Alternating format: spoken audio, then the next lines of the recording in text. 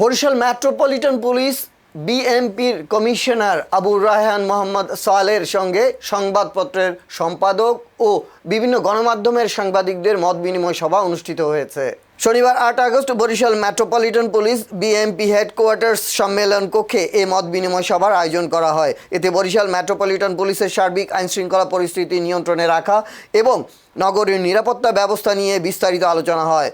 মত বিনিময় police commissioner আবুর রায়হান মোহাম্মদ সোহেল গণমাধ্যম কর্মীদের আন্তরিক সহযোগিতা, গঠনমূলক সমালোচনা ও ইতিবাচক পরামর্শ প্রত্যাশা করেন। তিনি বলেন, আইনশৃঙ্খলা পরিস্থিতি স্বাভাবিক রাখতে পুলিশ ও গণমাধ্যমের মধ্যে পারস্পরিক সহযোগিতা গুরুত্বপূর্ণ। নগরীর আইনশৃঙ্খলা পরিস্থিতি আরও উন্নত করতে গণমাধ্যমের গঠনমূলক ভূমিকা ও পরামর্শকে গুরুত্ব দেয়া হবে।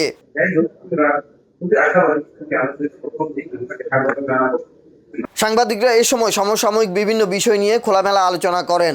পুলিশ কমিশনার অপরাধ দমনে গণমাধ্যম কর্মীদের সহায়তা চান।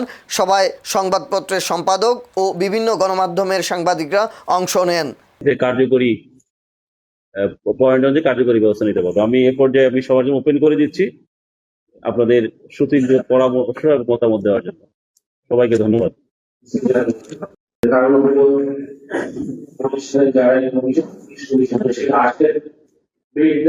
যে কথাটি সবাই বলে থাকেন যে আমি একটু দেখেছি।